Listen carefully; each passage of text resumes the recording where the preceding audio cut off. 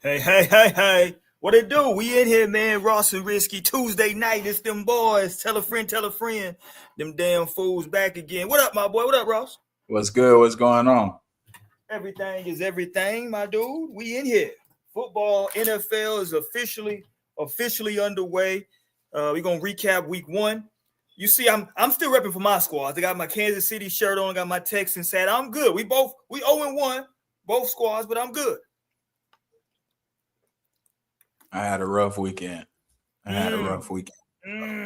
Before we want to get right into these games, but before we get into anything, first let me let everybody know, hit the subscribe button, wherever platform you're watching this on. We're posting this on a few different platforms now. Wherever you at, man, go ahead and give us a follow, give us a look. You dig what I'm saying? We definitely appreciate it. You dig what I'm saying? Hit that button and lock us in. You dig? So let me get that out the way first. If you somebody that's been listening and rocking with us for a minute, we appreciate you. We definitely appreciate y'all. I usually don't even do stuff like this, but we got it because you always call me a hater, Ross. I'm always considered a hater. But I think sometimes, in the words of Kendrick Lamar, you got to pop out and show folks what a real hater looks like. Because I'm not a real actual hater. I am a truth teller. And so sometimes that gets me in trouble telling too much truth. But here's what an actual hater looks like, Ross. I present to you one Jason Whitlock. You can't even make this stuff up. Here's a thumbnail from his show. I don't want anybody to go subscribe or support because but it's just so far. Look at this. About the black quarterbacks, blacked out. NFL's black QB narrative destroyed by 5-11 start.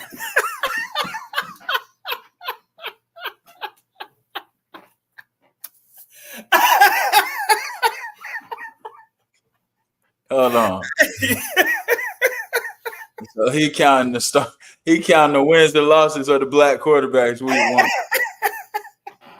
That's a real hater right there, Ross. That's a hater for sure. Yo, I seen that. I said, hold on, what? That's bad. I said, yo, Whitlock a wild dude. You can't, I don't even understand. Like, I ain't even gonna give him a lot of energy, but that's crazy. Come on, dude. Yeah, that's out. So he's gonna track the wins and losses of only of the black quarterbacks all season. Come on, man. And how many of the last quarterbacks that won? I mean, Mahomes, Jalen Hurts. Right. Forget all that. Lamar Jackson that won the last however many MVPs. Forget all that. Right? They had a bad week. They 5-11. That's what we want to talk about. It's crazy, bro. That's a hater. See, now that's a hater. Yeah, that's a hater. If y'all playing along at home, man, I'm gonna pop open some of this 20 grand tonight. You dig what I'm saying? If y'all want to sip some with me, man, I'm on this 20 grand, dog. I can't even drink nothing, man. I had a long weekend, man. I was get my sorrows away. Saturday, then Sunday. We're gonna start with some positivity for you then, Ross, because we all know if you've been watching this show for a minute, Ross is a big Aaron Rodgers guy. Pause. Aaron Rodgers Steelers debut. Go ahead. Hold on. Let's start with we want to start. Let's start with Friday night, man. Let's start with Friday. Start with the Kansas City Chiefs. Kansas City. Yeah, let's start Friday night, man. What happened Friday, man? Well, we got to get healthy at receiver. We got to get some guys off suspension. We can't have our best healthy receiver go out the first play of the game, yeah, or the first. You think he's your best receiver? Huh? You think he's like gonna be y'all receiver number 1? What else we got? Rasheed Rice. At any moment, he can be suspended for the whole season. Mm-hmm. You know what I'm saying? Juju is Juju. You know what I mean? It's like, Hollywood by Brown. default. Yeah, Hollywood Brown. You know how Hollywood. You had Hollywood Brown in your squad. You know how he gonna be. He'll flash here and there, but I think Worthy is gonna be by default. He has to. He has to be. You know what I mean? I think in a perfect offense for Kansas City, they would like for him just to be kind of an explosive play guy. You know what I mean? But yeah, I think it kind of showed that, I don't know how it's gonna look, but I think it's gonna look better than that. But yeah, I mean, the offensive line don't look very good. That's been a problem for a while. I'm optimistic though. I think that they might get better as the year goes. I'm gonna be honest with you. I'm not as we'll see. I put it like that. We'll see. I'll put it that way. I'm not you got the because Eagles it's been a next problem week. for a while. You got the Eagles next week. You ready to take on the Eagles next week? You think they bounce back? Not That's a tough prediction, but you just think y'all had the potential to bounce back in that game. I mean, look, that was going to be a tough game no matter what. We got a tough couple of weeks coming up. Yeah, I think that was a big one. Yeah, we got Baltimore. I mean, I felt like personally, I like to do the season in blocks of 4. You know what I'm saying? I know we got 17 games now, but to do it in quarters, you know what I'm saying? So if you look at the first 4 games, what is the first 4 for Kansas City? Chargers, Philly, Giants, Baltimore. I thought we had to beat the Chargers. I felt like we were gonna beat the Giants no matter what, and I felt like we needed to. We would lose one of the two between Philly and Baltimore. I'm sorry. I thought we would lose one of those two, but I thought 3-1 would have been solid. But 2-2, I wasn't gonna be mad at if we lost to Philly and Baltimore. But now pressure's on because now we definitely got to beat one of them. Baltimore doesn't want to be 2-2 after the first 4. You know what I'm saying? If they were to lose again, so yeah, it's tough sledding. It's tough sledding coming up. I'm not going to sugarcoat that. And we got to go to Baltimore. We're going.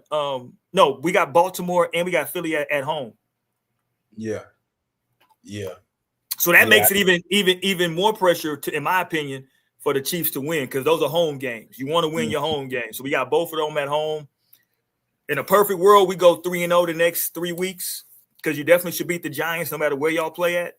Mm-hmm. But we'll see. The Philly game is going to be interesting, especially all the narratives about how the last 2 Super Bowls he's outplayed. Your man's outplayed Patrick Mahomes. So we'll see. But I think Philly might have some stuff going on over there. Who getting targets? Who not getting targets? So we'll see. But I'm okay though. But let me give some props to the Chargers. They look solid. Justin Herbert look. I'm not a big Herbert guy.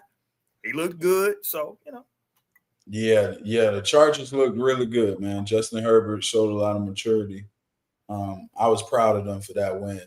But I think it kind of gets overshadowed when you're playing the Chiefs because we kind of saw the deficiencies in the Chiefs. It almost was like, okay, they weren't full speed, It's like beating somebody when they're not 100%. So Chargers get credit. I want to see more consistency out of them. But I think that was – I heard you say something about the overseas games. I think that was good to have opening weekend. We had football Thursday night with the Cowboys and the Eagles. Then we had that game Friday night. That was it was a good I just like the whole weekend of football for opening weekend this week. Yeah, but I'm not a fan of having a team lose a home game overseas. Not like losing that. Like we're like, why the hell are we, like home game? It's a home game. You know what I'm saying? Like, what are we doing? Yeah, man. Y'all playing a neutral site. Like the only way that I mean, we're playing a neutral site game. Like, come on. We're expanding the product, man. Y'all are the Chiefs, man. At our expense. At our expense, we're gonna expand the product. Yeah, you done been to the Super Bowl how many years in a row? All right, we're gonna throw y'all overseas, man. Here's what I think it should be. That way everybody knows what it is. Maybe they do either the 2 teams that played in the Super Bowl play an overseas game, or they pick from the division winners. They pick, whoever, all the division winners go into something, but there has to be something to where like it's structured to where because it can't be that we're just going to pick the teams that we want to go over there. You know what I'm saying? Because now you're going to have, like you said, Kansas City will be over there. You might have the Cowboys going over there. Maybe you want Baltimore going over there with Lamar, Josh. You know what I mean? It's like you're gonna get penalized because you're a marquee team now. Normally it's like Jacksonville. It's Jacksonville. They're that's a whole other thing because their owners and the ties they got over there. You know what I'm saying? So that's kind of like they want to do it as an organization. But I feel like normally you get not the best games over there. Usually it would never be, the Chiefs or, like a great team. And I think that was the first time they sent over a real good team. But no, it was a good weekend, man. I like that kicking off the first Sunday of NFL football. Like that was cool. You got 2 games back to back. They both was pretty good games. That Cowboys game, but it ended up being a pretty good game. And we got to talk about though the Cowboys game. If CD Lamb hang on to a couple of those footballs, that might be a different game against the Eagles. Yeah, man, Saquon. They couldn't stop Saquon, bro. Yeah, he had a great game. Yeah, they missing Parsons. Yeah, it's gonna be a work in progress. Mm-hmm. It's gonna be a work in progress. Just one final point on Kansas City. With all that being said, if we get a stop, then we potentially could have had Patrick Mahomes with the football to try to win the game. It was 27. We lost. I'm just telling you what could have. I'm just telling you. We get a stop. We get the ball back to Patrick Mahomes. Who knows what happens now. Right, but my whole thing is, and I was literally calling out. It's getting old now with Spags just blitzing whenever the Kansas City get in trouble. Spags just blitzes, and it looked like Justin Herbert in film. They knew it was coming on them last drive. He went 8 for 8 on that last drive, and it was pretty much man each play blitzing. So he was prepared. He stood in. He made the right reads, and then he was able to get out of pocket on that one when Chris Jones went inside and then contained the edge.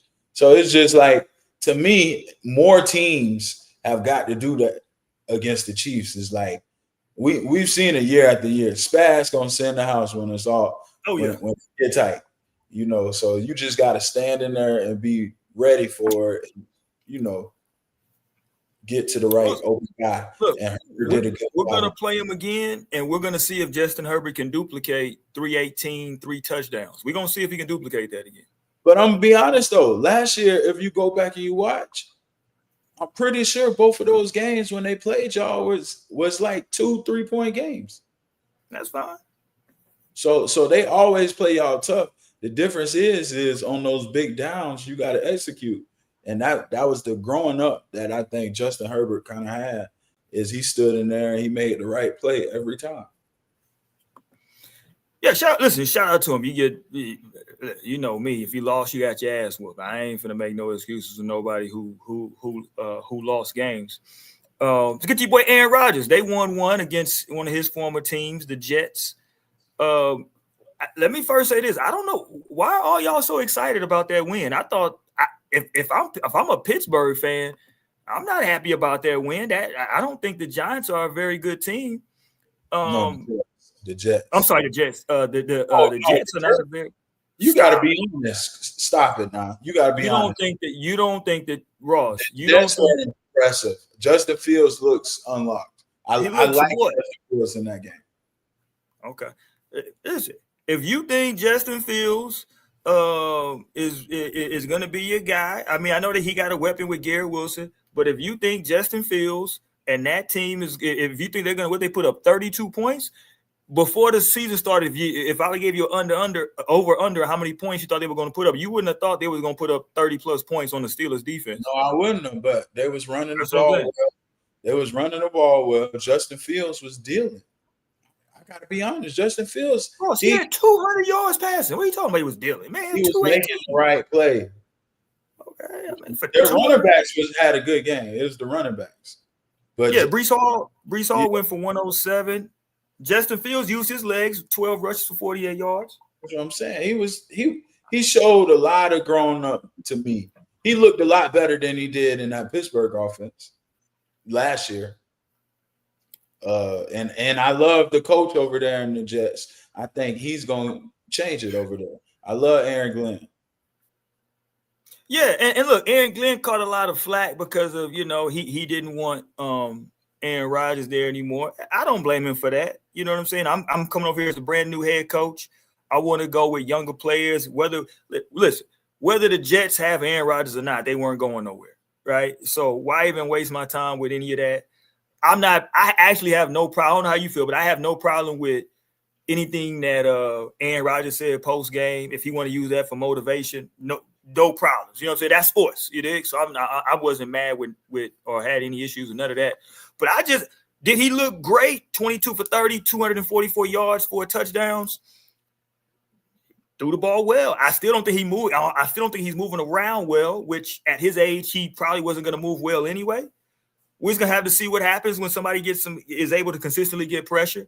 Again, he has weapons, though, and we know he can deal it. He can throw the football. So we'll have to see how it goes. Put it like this. If I told you Justin Fields dropped 31 on Pittsburgh, would you have thought they won or lost? You would have thought. I would have said they lost. I mean, I said that they won the football game. Yeah, exactly. Like for Justin Fields to go in there and drop 31 on Pittsburgh, and for Pittsburgh to go in there and answer, which in previous years, the whole thing with Pittsburgh is they can't play from behind. The whole thing with Pittsburgh was if they don't score a lot of points, if they only could score about 20 points for the last 4 or 5 years. So for Aaron Rodgers to go in there first start and drop 32, and credit to Justin Fields, like I said, for him to go in there and drop 30 points on Pittsburgh defense, that was just a good football game. I think both teams are going to be I was a little worried about Pittsburgh defense giving up that much, but you should be. Nah, because they was able to lock in and at times. Ramsey made. I'm not the biggest Jalen Ramsey fan, but he made a big play.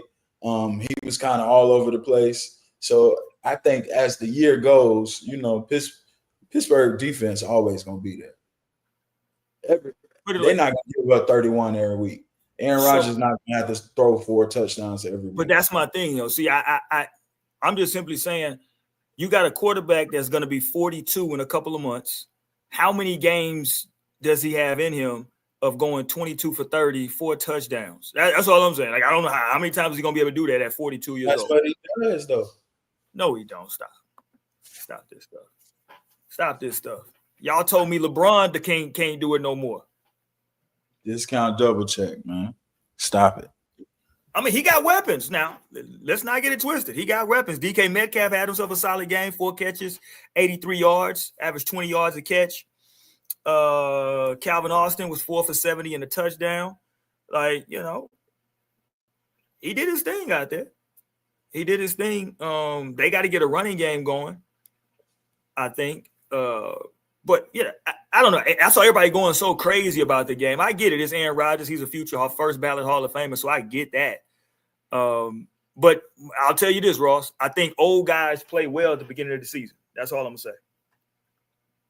I think at the beginning of the year, old guys play really well. Week 5, 6, 7, old guys tend to, start grabbing body parts. Pause. Pause. I'm just gonna say that. Let's talk Miami. Let's talk Miami real quick. Is it already over for the Dolphins this year?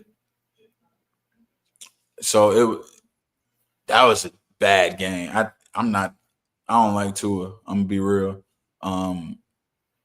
Tua looked terrible. Miami's offense looked terrible. Tyreek, we saw him on the sideline. Waddle ain't do nothing either. Miami's offensive line don't look too good. Yeah, Miami, I think they're gonna be one of the worst teams in the league. I think so. I think this would be the year where kind of Tua take that step back and everybody will see it now. Danny Dimes was 22 for 29, 272 and a touchdown. Yeah, and do they miss Jalen? He also had 2 rushing touchdowns. They lost a lot, though. Yeah, Miami's had a lot of turnover on their roster. Yeah, for Danny Dimes to go in there and do that, that's bad. But shout out Danny Dimes, though. it looked better than when Richardson was playing. I say that. Yeah, that's we'll have to look. We'll have to take a look next week and see how that thing go. Yeah. Because I don't know that Indy's that good. You know, they in a division with my Texans.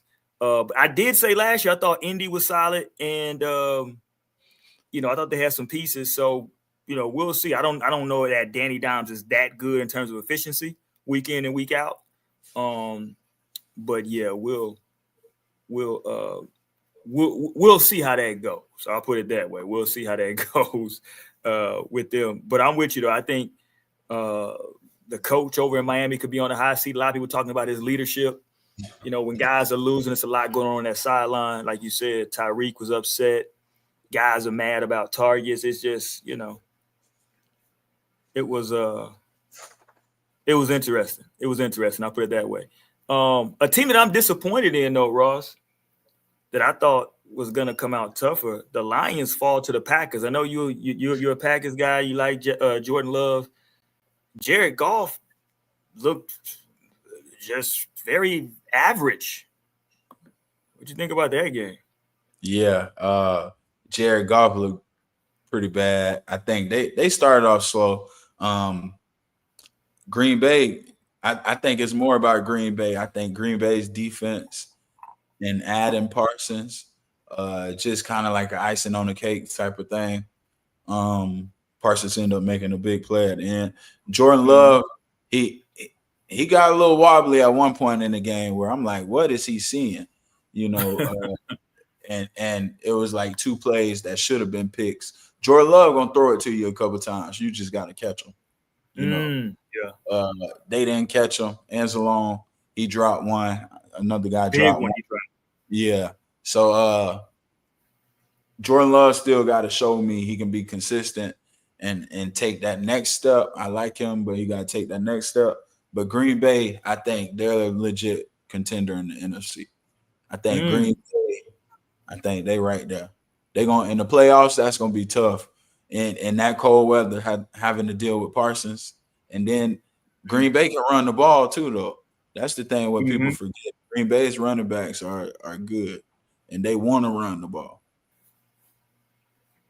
Yeah, I think that's the most important part what you said at the end. Because some of these teams, they run the ball just to set up the play action to get to the pass. But Green Bay wants to run the ball.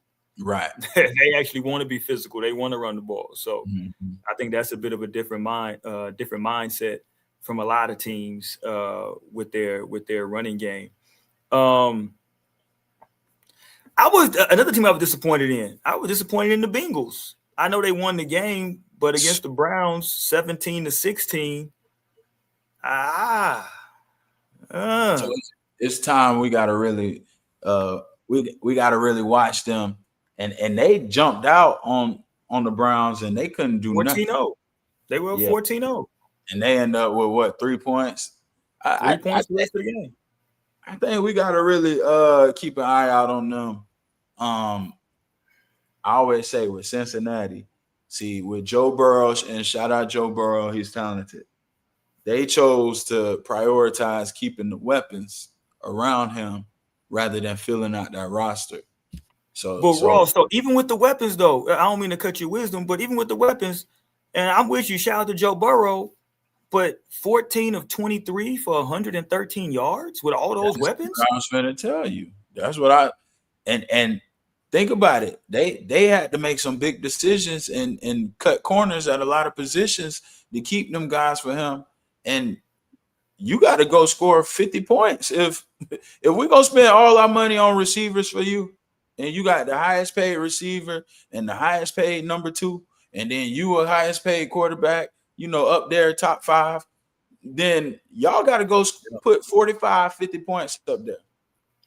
Because we can't get your offensive line. We had to get rid of Joe Mixon. You know what I'm saying? We can't pay nobody on defense. You know what I mean? No, real talk. I'm with you. I mean, I watched this thing and I'm saying, yeah, that's not good. It didn't look defensively for the Bengals. Joe Flacco, old ass, went out there, went 31 for 45, 290 yards. He did throw 2 picks, but he had a touchdown as well. I mean, you let Joe Flacco basically throw for 300 yards on your defense. I mean, that's not encouraging. Don't look good. Yeah, they're gonna struggle in that division. They're gonna be the worst team again. Well, Cleveland, but they're gonna be. I think Cincinnati's gonna struggle in trying to get that wild card. Yeah, and here's what I'm gonna tell you. I think the coach is gone at the end of this season. If they don't get that wild card, they're gonna fire the coaches. I mean think about Cincinnati as an organization. What I'm telling you is that, like, okay, so whose decision was it that we're going? Was it the GM? Whose decision was it that we're going to pay these guys? Who lobbied for them? Was it the coach? Was it the GM? That we're going to devote all this money? Whoever that was got to go. That's what I'm telling you. Because, like, if this is the way it stays, with the amount of money you spent and with the weapons you have, you got to be an offense, like you just said a minute ago, that we got to say coming into the game, no matter who we playing, we putting up 28 points a game. We're bare minimum, we're going to put up 28. Like, that's got to be a bare minimum. We're going to put up 28 points. Just like put us down for that. You know what I'm saying? We can't have 17 points. Like, come on, man. That's insane. 113 yards passing with all that. With basically 2 number 1 receivers and a quarterback that everybody puts in the top 4. You know who the big 4 is? Top 3. They put him in 3. But I'm just saying, like the big 4 is Lamar, Josh, Burrow, and Mahomes. That's the big 4. And you go 113 yards, and you have the best out of the big 4. He has the best weapons by far. It's not close who has the best weapons. That's what I'm saying. So, you know, for me, he can't be in number 3 in the big 4. He got to be number 4 because he got the best weapons out of everybody. And he don't got a Super Bowl appearance. I know Lamar don't got one either, but Lamar at least got the MVP. He went to. I'm sorry, he did. I'm sorry, he did go to. That's why they give him that 1 year. But Lamar at least got the MVP. Far gone. Yeah, that 1 year was a fluke, man. Like, you know, no disrespect to y'all tight end in Baltimore, but Lamar is a catch away from who knows what happens last. You know what I'm saying? So, like, but Burrow, you got 2 bona fide number 1s. The last 2 years, Lamar was a catch away from Andrews, and the year before, Zay Flowers fumbles running into the end zone. Right. 2 years. And Joe Burrow, you got Jamar Chase, the clear-cut first or second best receiver in the league. You can go him and Jefferson, however you want to take it. I think we'll take Jefferson, but that's fine, though. I'm with you. And then Chase is right there, everybody's number 2. You know what I'm saying? Yeah. And then you got T. Higgins, by far the best number 2 receiver in the league. It's not even close. It's not even close in terms of number 2. It's not close yet. Yeah, that's what I'm saying. So you got everything at your plate, and you're, like you said, top 4, and you can't get it done year after year. I mean, y'all struggling to win not the first round, you know, and that Super Bowl appearance, that every year, that's a year further. You know, that was 4 years ago. That's a fact. Any other game you want to get to before I talk about some rookies? Let's see. I was impressed with. We'll get to the Jacksonville game here in a second. We'll get to the Titans game here in a second. The 49ers and the Seahawks. That was a good game. McCaffrey looks back. Purdy kind of struggled. I don't know about Purdy. I think as he loses some of his weapons, we kind of see him. And Cam Newton was right. He's mid. You know what I'm saying? Well. Here's what I say, and you know this, Ross. He's feeling the pressure of now trying to live up to the contract. So some of the throw, and this is just what happens. Some of the throws that he would probably check down, he's trying to make plays. So that's why you get now these. He had 2 touchdowns, 2 passing touchdowns, 2 picks. It's just guys try to justify those contracts instead of just playing football. Just play football. Like Purdy, that ain't really what you do. Just play football. Mm-hmm. You know what I mean? So, but I'm with you though. They end up winning. But McCaffrey's gonna be like McCaffrey. McCaffrey is the Kawhi Leonard of the NFL because we don't know what his health is going to do. We also know what the health. You know what I'm saying? But when he play, you got a legit chance. But when he play, you know what I'm saying? Like when he play, he's unbelievable. But we just don't know what the health is going to do. In their defense with Salah back over there, their defense looked like they was back rocking. I was impressed with. Oh man, the Bucks and the Falcons played a great game early on. That might have been right there. Them and Pittsburgh might have been the two best games of the early slate. Baltimore and Buffalo, that was the best game of the day by far. But I think that Atlanta Tampa Bay game, Penix, I love Penix over there in Atlanta. Man, look, win them the game. I didn't believe in the boy. The boy played well. Mm-hmm. He played really well. But shout out Baker too, though. You don't like Baker Mayfield. I mean, he had 167 yards. I mean, come on. He was clutch though. Penix should have won the game. Penix ran the touchdown to take the lead. They should have won. Baker, he found a way, and I was going for Atlanta.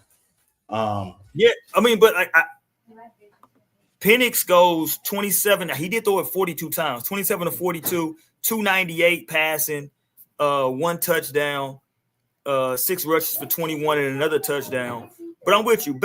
Listen, I'm not a Baker Mayfield guy, not only because he went to OU, but because I don't think he's that good. But down the stretch, he's poised down the stretch. I got to give him his card. Down the stretch, he's a gamer. He is. You have to beat Baker Mayfield. If you let him hang around, he can find he's not gonna get rattled down the stretch. You know what I'm saying? He's gonna, however he's playing, he's gonna play that same way. He might, you know what I'm saying? Like, so I got to give him his card on that because shout out that rookie receiver for Tampa, Ibuka. He 2 touchdowns. 4 for 67, 2 touchdowns. Yeah, he had a great day. I think that him next to Mike Evans now, I think that's gonna be dangerous in the NFC. I think Tampa. No, whoa! He's gonna be dangerous in the NFC. Stop that, Ross. You don't think they're gonna be NFC is weak. So I mean, okay, that's fine, but you don't think they're like, hold on. So what are you saying about? Are you saying Tampa Bay's a contender? They've been second round every year. So what? Are you saying that they're a contender to win the Super Bowl? Or I'm sorry, to go to the Super Bowl? They can in the NFC for sure. Stop this stuff. No. So if we look at the NFC, I know it's early. Can they beat Green Bay? I would take Green Bay, but can they beat the Eagles? I've seen their defense frustrate the Eagles. The Eagles just won the Super Bowl. I don't believe the Eagles are this big. I would take the Commanders over them. And I like the Commanders. Those are my 4. Those are my 4. I'm going. Obviously, the Eagles the favorite. I like Green Bay as the second. I like the Commanders as third. I like Tampa Bay as 4. I like Atlanta at 5. I thought I was gonna like the Cowboys. They'll be all right, but I don't know. Cowboys improved their running back though. I was looking at the running back. They improved. Now Miles Sanders got walked down, and that was like crazy. You know. Yeah. But shout out to Penix though, man, because I didn't believe, coming out of college, some of these guys you never know. And Penix, that's Tampa, Florida, man. Penix a gamer. I like him. Whoa. We're just not giving guys because they come from a city or a state. We can't just, He took Washington to the national championship. Okay. So but first of all, he had 2 first round. Didn't he have? He had a Dunze who was a first round draft pick at receiver, and I think the other kid was a first round pick because of Michael Penix. Well, I don't know. I will tell you over there. I just watched the Dunze on Monday Night Football, and that motherfucker's balling. Now he needs to get away from Caleb, but he's balling. Caleb, I don't know what you're doing, but Dunze can ball. Yeah. Dunze can ball. What was another game on Sunday? Man, Cam Ward in Tennessee. What's up? Okay, so you said you was gonna go to the rookies. Yeah, let's talk rookie. We can start with Cam. I thought Cam looked good. You think so? Yeah, I thought Cam looked good. Look, sometimes with rookies, especially quarterbacks, you're looking at poise. You're looking at because you know that like this is their first time through the NFL. It's way faster. You know what I'm saying? And so I'm looking at like he had a lot of guys had drops. Did you watch that game? It was a lot of drops. I didn't watch that game for sure. Let me see how many can I find the drops? I saw the highlights. Yeah, can I see? Damn, they don't got drops. Yeah, they had a lot of drops. The receivers did, especially down the stretch. He only had 112 yards passing, 12 of 28. But again, it was a lot. It was a lot of drops that he had. And again, it's his first start. Denver actually, we talked about Denver a lot last year. They got a really good defense. They got some guys that can play. He said it's because the Bears are the Bears. Yeah, I mean, look, I'm watching the Dunze, and a Dunze can play. We'll talk about him in just a second. He can play. Caleb, listen, we'll get to that in a second. But getting back to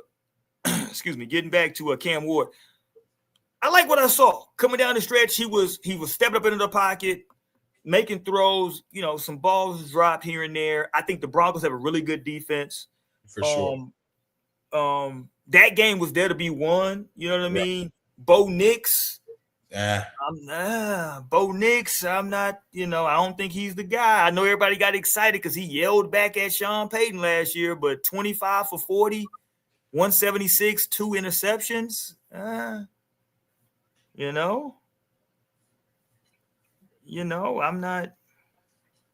Calvin Ridley had how many drops did Calvin had? Let me see. Calvin had at least 2, maybe 3 drops, and that's not something that you're expecting from Calvin Ridley.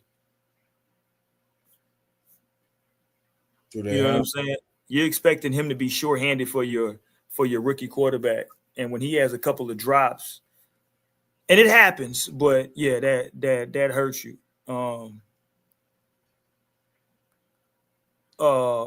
Let's go. Let's go to the main event. Let me not pussyfoot around. Y'all got to stop this with Travis Hunter, man. Reality is just reality, Ross. Reality is just reality, man. What? Ross, come on now. I told you what they were going to do. I said they're going to try to force him the ball with these bubble screens, and he ain't going to go nowhere. And that's exactly what they did. It's just bad offense. He called a slant. For 5 yards. What are you supposed to do? Take it to the house? Y'all told me he a game changer. They won the game. He didn't change. It wasn't because of him. I'm gonna tell you what because basically we got to stop saying if he's only gonna play 6 snaps on defense, we got to stop really talking about him as like this 2-way player. If he's gonna play 6, we say he's gonna be the third corner, so that means you can bring him in packages. Okay, so I'm just saying. So what we got to stop doing is like making it seem like he's going to impact defense. So he's a receiver, and the other rookie receiver on the other side had a better first game than he did. The kid from Arizona, the McMillan kid, he went. Yeah, McMillan went 5 for 68, 13.6 average. Yeah, he had a better game. Targets. He only caught it 5 times, 68. Well, whoa. Let's not say only caught it. First of all, out of those 9 targets, he's being thrown the ball by Bryce Young, first of all. So I don't know where the hell the ball was on some of them targets. Right. But the 13-yard average, I can live with that if that's what you're going to give me. Now, Travis, 6 for 33 on 8 targets. 8 targets. So it's only 2 times he ain't catch the ball. Well, Ross, they're throwing them screens. I mean, I hope you're catching the ball on a bubble screen. Right, they're throwing them screens. Brian Thomas, their best receiver, one catch on 7 targets. So there's playing good defense out Derby. there. Shout out to my guy Derby. Derpy. I'm with you. I know. But my point is, right? This guy's a number 2 overall pick, and he might go on to have a great career in the great. I'm just saying, we just got to relax. Stop. Who's not relaxing? Everybody, no, because y'all told me he's this game changer. He's going to do all this and all that. He didn't No, change. you've been telling us your sources. He's a number 2 overall pick. And the number 1 overall pick ain't have a good game either. What do you mean? Well, he's a quarterback. Well, first of all, we got different standards for quarterbacks. We know this. Quarterbacks are different. Because you as a quarterback, you handle the ball every single time. He handled the ball on offense 6 times. That's it. For 33 yards. That's what he gave me. Yeah. That's good, bro. Okay. So what are you supposed to? So for you to have been satisfied, he needed to have 100 yards. No, I would have liked to see him do something like McMillan did. 5 for 68, double-digit average. I'd have been like, okay, well, shit, he got something. But Jacksonville as a whole did any? So who? I don't know what you want me to tell you. I mean, so Brown, he had the most targets on the team. Right, but like you said, they didn't. It wasn't nothing deep.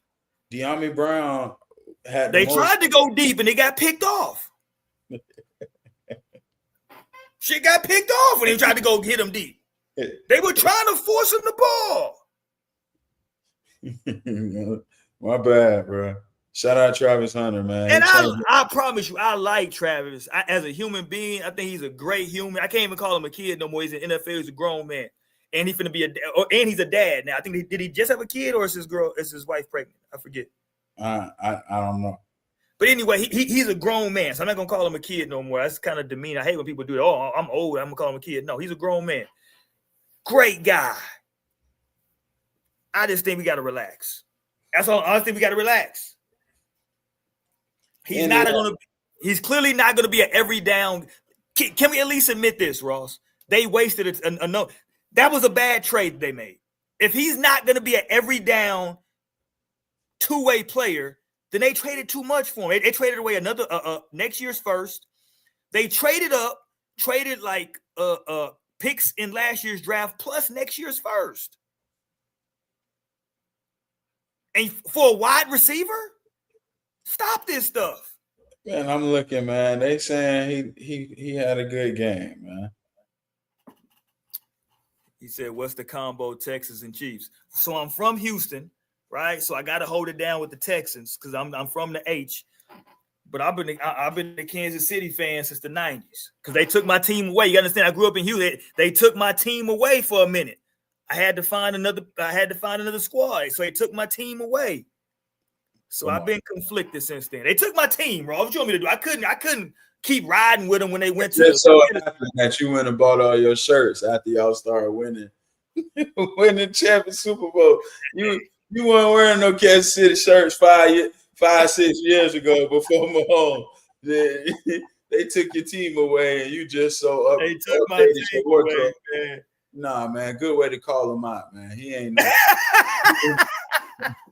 no real Chiefs fan, man. He from the H, man. I am from the H. You see, I got my hat on, riding with my Texans, and look.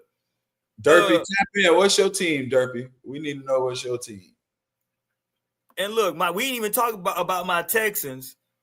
I'm not gonna get upset with my Texans. I told you we need to pump the brakes over there for the last 2 years, Ross. Matthew Stafford, who is a Texan, is a bad boy at receiver, and Puka, Lord have mercy. He nice. Lord have mercy. He nice. And I know we're banged up at receiver in Houston. You know what I'm saying? I don't know what's going to happen. But Nick Chubb, 13 for 60 is not horrible, but he didn't go off. What's wrong with Joe Mixon? He's not on that squad. I don't think he's on the start no more. He gone? Mm-hmm. Or is he hurt? I know he didn't play. I know that. I don't think he's on the squad. Let me see. Am I wrong? He with the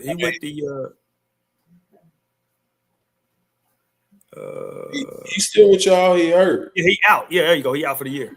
Okay. So that's why the Nick Chubb pickup was like that. I mean, but Nick Chubb is a capable running back. We can't act like he's just Yeah, yeah. But I was thinking with both of them, that should help CJ a lot if they could Yeah, have but both. we gotta. I mean, Nico 3 for 25. That's got to be our guy at receiver. So you mad at Travis Hunter and Nico Collins? Y'all best receiver was 3 for 20. See, man, a lot of people had down games, bro. Yeah, but Nico Collins was I believe a third round pick. I want to say so. Yeah, that's way different than a second overall pick. AJ Brown didn't even do nothing. Well, he didn't get no targets. He was over there reading books. Yeah, he's over there reading books. Yeah, so it's crazy over there. But shout out to Travis though, man. We'll see what happens next week. You know what I'm saying? I thought, I don't know how they're gonna use if he's just gonna strictly be like a battering ram type running back for them. But Ashton Genty, 19 carries, 38 yards. That I was like, Yeah, a lot of carries for 38 yards, my boy. but you got to think of who they was playing. They New England, they're gonna lock up. 19 for 38. I mean, he had a touchdown. Shout out to my man Gino, 24 for 34, 362, a touchdown. He did have a pick, but shout out to Gino, threw for 362. Drake May, 30 for 46, threw for 287. Mm-hmm. Yeah. Shout out Gino, man. I like Gino, man. I like Gino. I think Gino, they'll win more games this year. Yeah, he's just a winner. He's just a winner. Let's get to Monday night's game, Vikings and Bears. I'm not a big McCarthy guy, but god damn, he makes it, he's a gamer too. McCarthy's a gamer. Yeah, McCarthy is man, that defensive coordinator, he's my boy from the Dolphins. From the Dolphins, Flores. Man, what he does, I love him over in Minnesota. I think their defense has been underrated the last few years. I think they're a difficult team that kind of don't get no credit. I think Caleb, you kind of hate on them. I think them with the Bears and that defense over there, they looked impressive. McCarthy looked bad at first, for the first half. I think both of them teams are going to be a little bit better than we that was a sloppy football game, of course. Yeah. But I think both of them teams are going to take a step in the right direction. It ended up being a good football game. Minnesota. Yeah, but it's just like with Caleb's, like, first of all, Caleb, when he misses throws, he's like, it's just like every time he misses a throw, it's just like, you got to relax, bro. It's like, hold on. You know how I feel about Caleb. You know how I feel. Hey, he's like, oh my God. He got a little cat, a little Carl Anthony Towns. You know what I'm saying? Yeah, he a little dramatic. That's what we're gonna call it. He got a little extra. He had a little extra to it for sure. Yeah, because I see him miss a throw, and it's like, that's fine, bro. Next play. You know what I'm saying? Like, next play. And he'll be like, oh, it's like, bro, relax. God damn. Yeah. And I think, honestly, is, when you're in the NFL and you leading grown men, I think his team kind of feeds off of that. That's my point. It's like, you got to be. Had a fumble. And it was like, you know what I'm saying? Yeah. And then guys start getting down. You remember the corner when he was celebrating last year, and it's like them as a team, they just fall apart. But I do think the Bears, I think they'll be better this year. They did show a little bit of the way they was playing defense. I was like, okay, they're gonna be difficult to score a lot And of shout out to points. McCarthy for just hanging in there because he wasn't playing well. He threw a pick six, and then he just started saying, "Okay, let me just play football."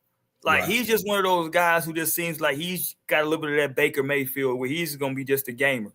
You know what I'm right. saying? Like you gonna have to beat me. You know what I mean? Like I'm not gonna like My stat line not gonna look pretty. I'm gonna just come yeah. out and win the game.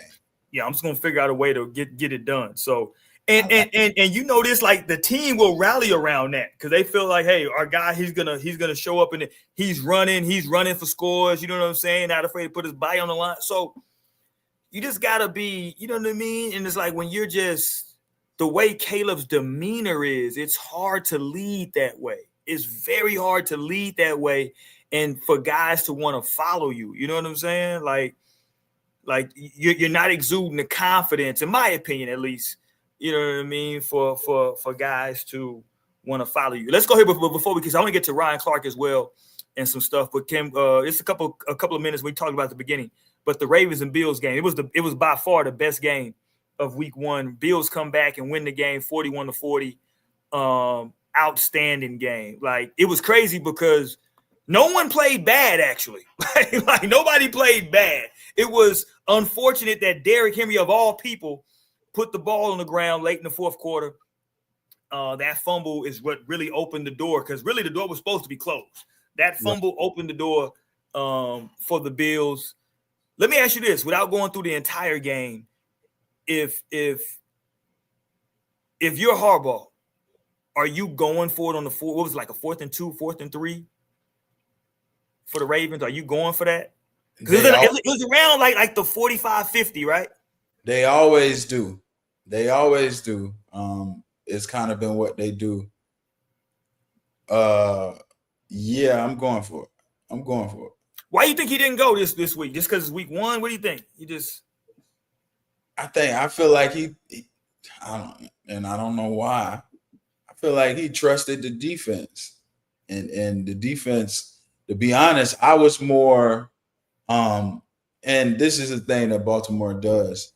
They get so like when they jump out and they get a lead, they get so conservative on defense. Yep. And it always, like, if you, I'm a Baltimore fan. If you go back and you look in the last 3-4 years, this has happened. So it happened to Miami before. It's happened to Buffalo multiple times. This has been a reoccurring thing that happens, and it's because on the style of play that they play on offense, they get stale when they get a lead. They take their foot off the gas and they get stale. Then on defense, they play this bend but don't break. Yep. And it's like playing with fire. And then usually it's a turnover, a fumble, one mishaps, and now you allow the team back in the game. And that's exactly what happened. I'm starting to think it's a hardball thing. I'm starting to think because this, like, I'm telling you, I saw it coming. Chris Collinsworth, when he's calling the game, he's literally calling it out. And I was getting kind of salty. I'm like, man, Collinsworth is rooting for Buffalo right now. But he was literally calling it out. Like, you saw it. We were up 15 points with what, 5 minutes to go? Yeah, I think it was like 7 minutes to go, I think it was. Something like that. So when the tipped touchdown pass and they caught that, I'm like, oh, here we go. Oh yeah, that was crazy. And then Ed Oliver, shout out Ed Oliver. He played a hell of a fourth quarter. Like Ed Oliver, he made Collinsworth called it out. He's like, he made the Pro Bowl tonight. And I'm like, yeah, he did. Lamar did everything he was supposed to. Like, Lamar was on one. The offense was rocking. I'm like, man, if we play like this, we unstoppable. You got Hopkins catching one-hand touchdowns. You got Derrick Henry taking it to the crib. They was hitting on all cylinders. Then you got on defense, we bring in Jair Alexander to kind of shore up and be the icing on the cake in the secondary. You got him getting beat by Keon Coleman. Like, what's going on? So I don't know, man. I'm not I'm like, it's Baltimore. One thing we're gonna do, we're gonna win a lot of games. That's not gonna keep happening, but that does happen in the worst times. So that Yeah. was a little disturbing to me. But I know that ain't gonna hold us back. And I'm more encouraged. Lamar gonna light it up this year. Well, here's the deal. Like I said, it was one of the weirdest games I've ever seen because literally nobody played bad. Yeah. You know what I'm saying? Like, well, you would have said Buffalo's defense at one point when Derrick Henry was breaking. I'm like, okay, uh, you know, they can't stop us. I literally got text messages to the homies. They can't stop us, and Buffalo's defense is taking a step back. But the way they was able to kind of just play good enough in certain moments and get crunch time stops, and then Josh Allen being able to hang. Yeah, like you say, and nobody played bad. But at one point, if they don't come back, I think we look at it as Buffalo let Derrick Henry run all over. You know what I'm saying? Hold on. Somebody trying to NBA centellers. Hold on. What you talking about, Philly OG? Philly Mike OG? What'd he say? He's saying Purdy out for the season. He said just posted on. Hey, hold on. You making that? You made that up? Let's see. I don't see that nowhere. I'm not going with that news.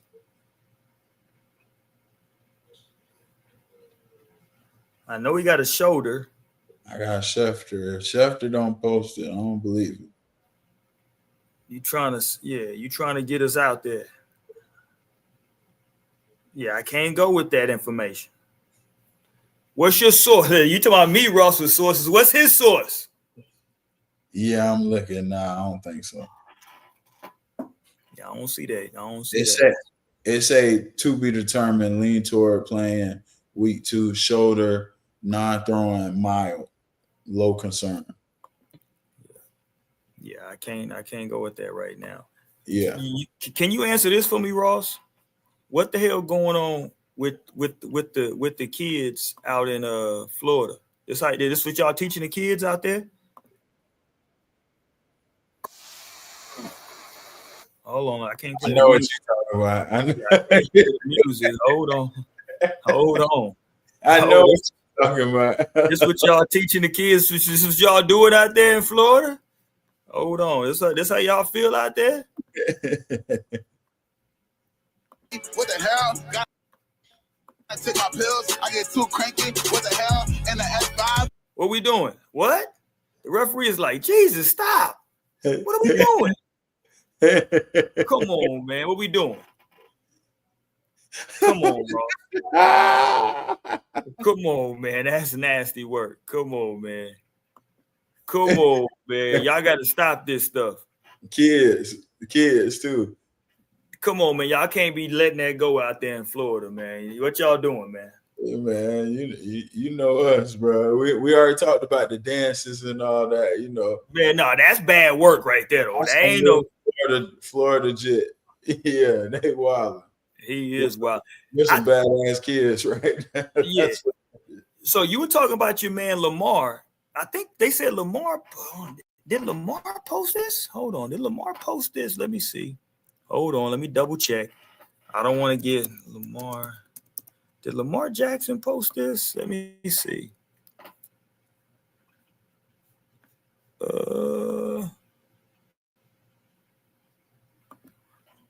Okay, I don't know what page this came from. Okay, I'm not going to run with that.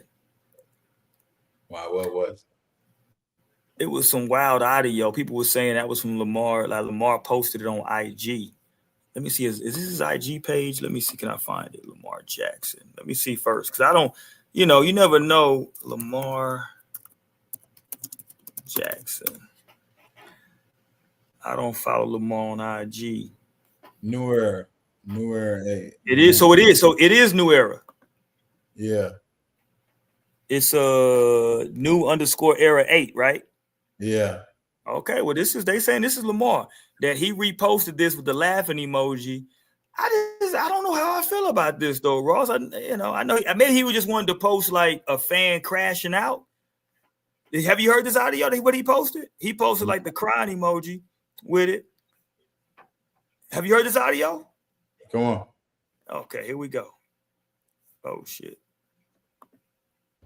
Man, L-Jot, bro, I'm trying to tell you, bro. I'm tired of you racist eye crackers trying to pin this fuck shit on you, fam. This shit is not your fucking fault, my nigga. This shit ain't your fault, nigga. This shit, all the blame on King fucking Henry. Hell of a game, boy. Hold on to the fucking ball. And Jair pussy ass shit selling. Fuck that nigga, man. It's like, bro, every year, bro, nigga, I put blood, sweat, and tears into this fan shit, bro. I stay up late, bitch. I got work in the morning, but I stayed up late to watch y'all live. And it's like these niggas keep fucking playing with you, bro. Bro, put that fucking cape on earlier, bro. These niggas don't get it, bitch. You the black Superman. You the hood hero, nigga. These niggas don't want it as bad as you, bro. That definitely a Florida nigga, right? That's talking. Hey, bro, on the real, that's how I feel. On everything I feel, bro. With all my heart, bro. That's how I feel.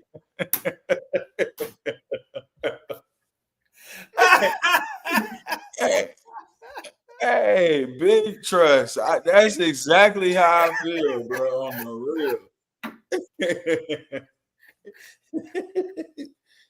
That's crazy. I feel, bro. 100%. I be wanting to send the voice memo. That sounds like a nigga from the bottoms that was talking. Is he from the bottoms? Sure. Yeah, that's for sure somebody from down there. Nah, man, Lamar, them, they got that type of humor, bro. Niggas don't like that. Niggas just don't put the crash out. Like I could see him playing that and showing Derrick Henry and all them like laughing at it. Bro, like, that's funny. Niggas got that type of humor for sure. That's funny as hell. Well, he might have some issues because did you see after the game? I think like the fan they were walking off. He like pushed the fan. So that was when DeAndre Hopkins scored, and DeAndre Hopkins then was celebrating, and Lamar pushed the fan after that. So yeah, he apologized. I don't think the league should suspend. Who apologized? Lamar did. I see he sent out a little apology. Did you see the fan? The fan trying to say he's suing. I'm in the hospital. I want to apologize to DeAndre Hopkins, Lamar Jackson, to my family and my friends. I let the moment get the best of me, and I let everybody down.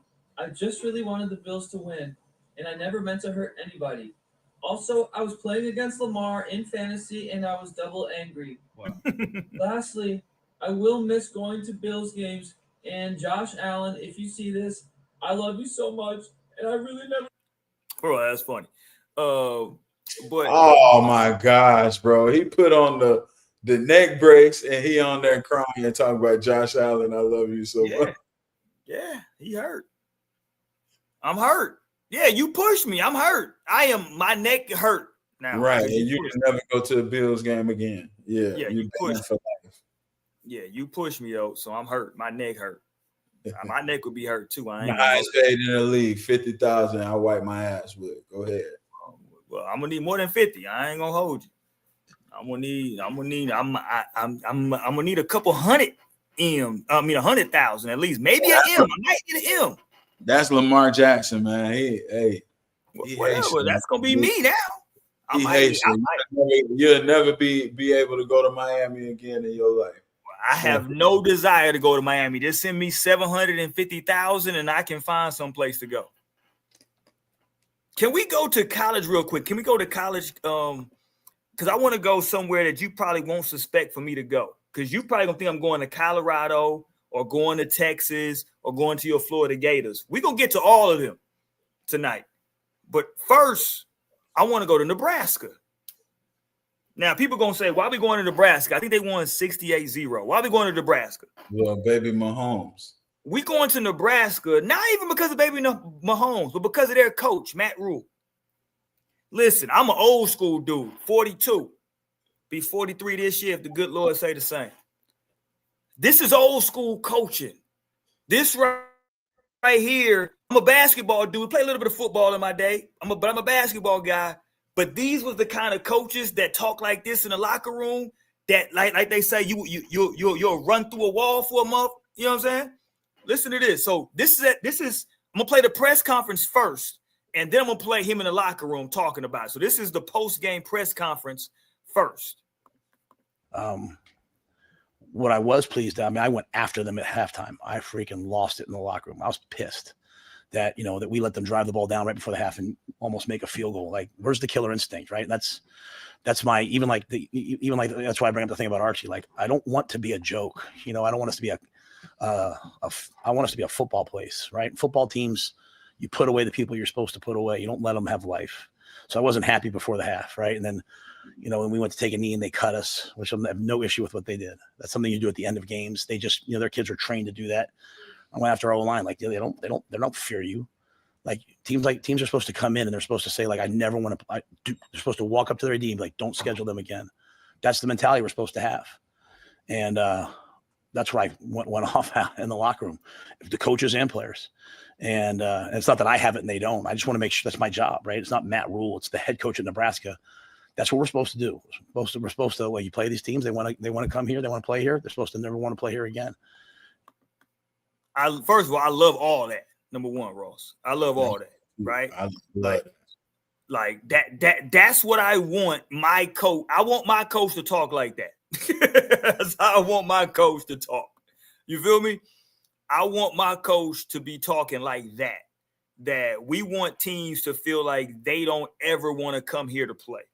That made me gain a lot of respect for him because I didn't have him at Carolina in the league, but he's been doing a good job with Nebraska. Yeah, like we want teams to, when they look at us, to say, oh, we don't want to play them at all. Mm-hmm. We don't want no parts of any of that. We don't want to schedule them for no games because we know the vibes, right? So shout out to Nebraska. But yes, here's him at halftime. Let me find the halftime speech real quick. Because they beat is after the game. Yeah, that right there was after the game. Here's him at halftime. And they played Akron, a team that they should have beaten. And they did beat them 68-0. They were up 33-0 at half. But he didn't like the fact that Akron was still, instead of just like taking a knee and like, okay, because they were down 33-0. Instead of taking a knee and say, let's just go to halftime, they were going deep. They didn't get it. Nebraska got the ball back and they cut their damn O-lineman. They're like, oh, y'all, they don't even respect us or fear us. They trying to like go at us like this. Here's him at halftime talking to the team. This is right here where I said this the kind of coach you'll run through a wall for. I don't like them freaking moving the ball. They're dropping back at the end of the half. Like, we're on the sidelines, me and John are saying, they'll take a knee here. They'll run the ball. They don't fear you. They don't respect you enough yet. And if that sounds like coach speak, then you have the wrong brain. They're dropping back against our starting defense. They're cutting our own line at the end of the half. All you young guys, just go back there and chill. I want my opportunity. Some of you guys will get an opportunity right now. I told you I don't care what the score is. I told you I care what the tape looks like. Did I trip when the ball was fumbled?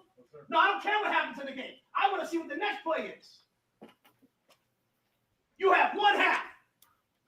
Defense, you have one half. If they try to drop back and throw it, and that quarterback's not on the ground, I want new guys in there rushing. I want them hit.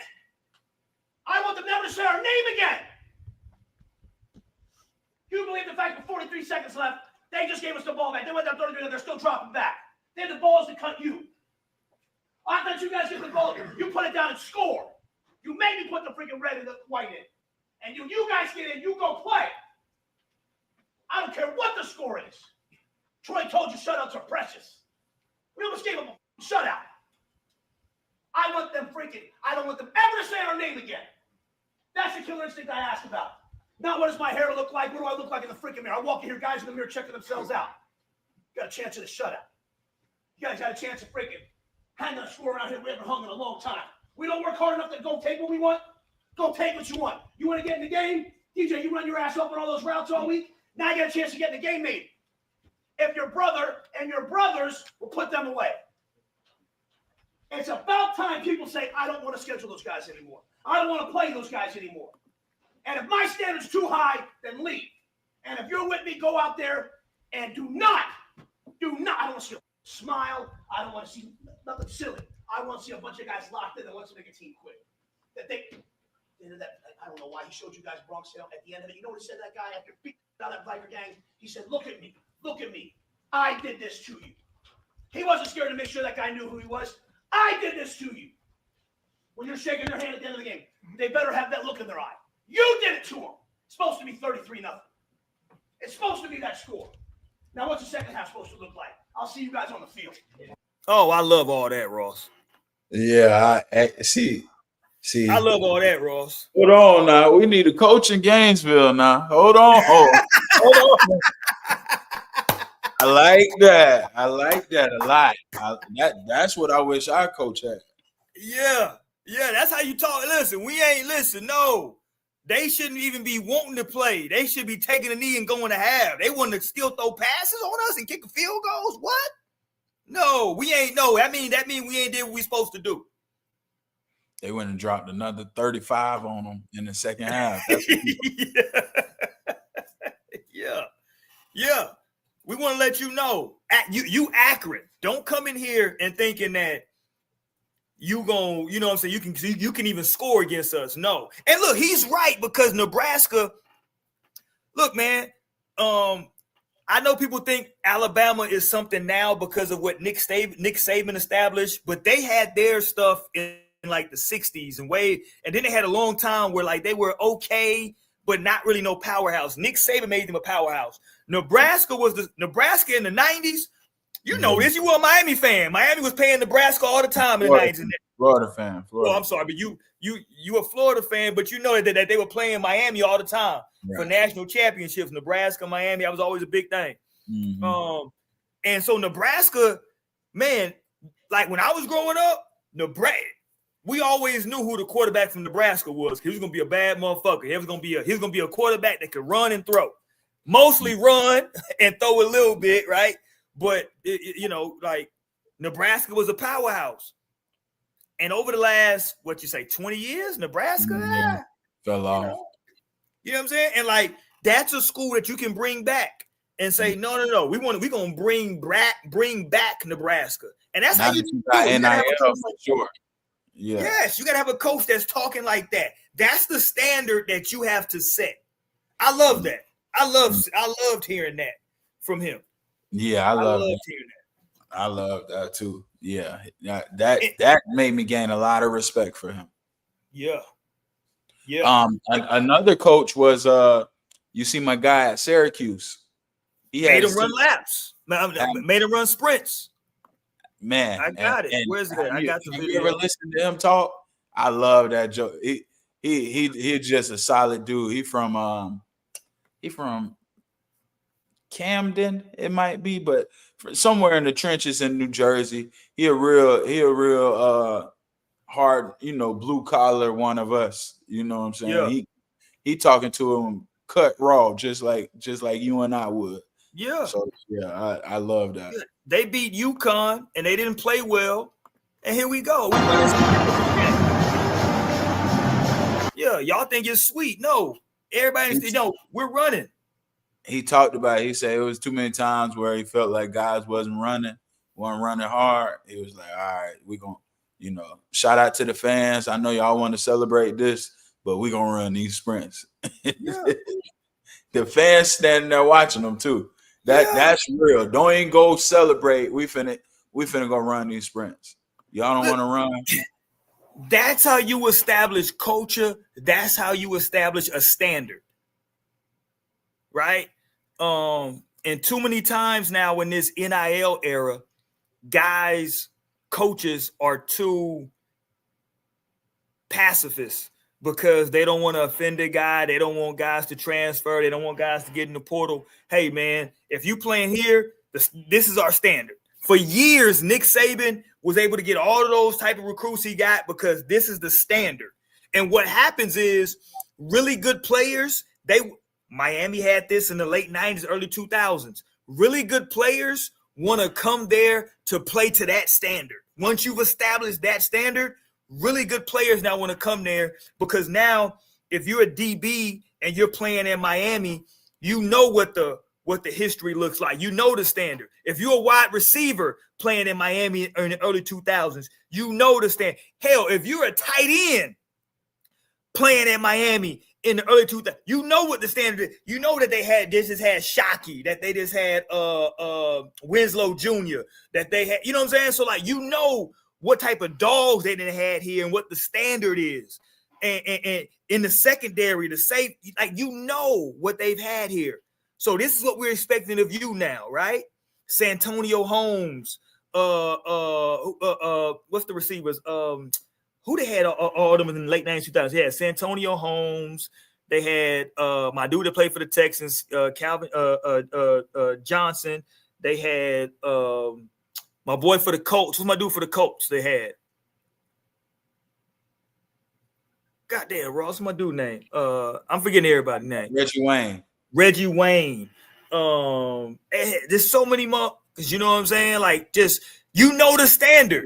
Reggie Wayne, Shockey, all of them was on one team. But the team was up, like, that's what I'm saying. Andre Johnson. That's what I'm saying. My boy Dre. Like, you set this standard. Like, this is what we're doing. You right? So, like, you gotta. So when you come in there now, you know what you're trying to live up to. I gotta live up to Warren Sapp. You know what I'm saying? I gotta live up to all them running backs. Willis McGahee and Frank Moore. I gotta look at that. That's what it is. At Bama, when they put down what they put down, and then you had Winslow behind them. And that's what Bama did, was they had a standard and then brought in all those guys that were living up every year at receiver, at running back, at tight end, at D tackle, right? At linebacker. So I love this. This is how I love what they did at Syracuse. I love what Matt Rule did at Nebraska. I don't love what Coach Prime did at Colorado. Here's the hate, y'all. Here's the hate, y'all. I've been around football a long time, Ross, and they told me a long time ago, if you got 2 quarterbacks, you got no quarterback. And he got 3 quarterbacks. No, he went to the 3rd string. I know. That's 3 quarterbacks. I think he's the guy. So that means, because he was already there. He was actually on that. You remember that 1-11 team that everybody loves to bring up about Colorado? That kid was on that team. So that means he's been there this whole time, right? So this is not a guy that you went out and recruited. He was already there. So you mean to tell me a guy who was there, who was already there when you got there, is better than both the guys you brought in? Right, but I've seen this also. You got to remember, I'm a Gator fan. We've been through every scenario. I've seen this also, where a guy that's hung around, that knows the system. If you think about it, if he was there and that team that won 1 game, that means this kid has been in college football 4 years now already. So you got a guy that's come around with these young kids that might be more talented.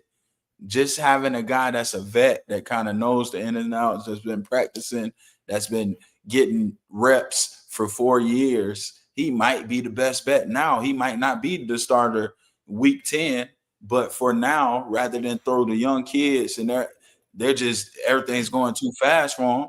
You might go to.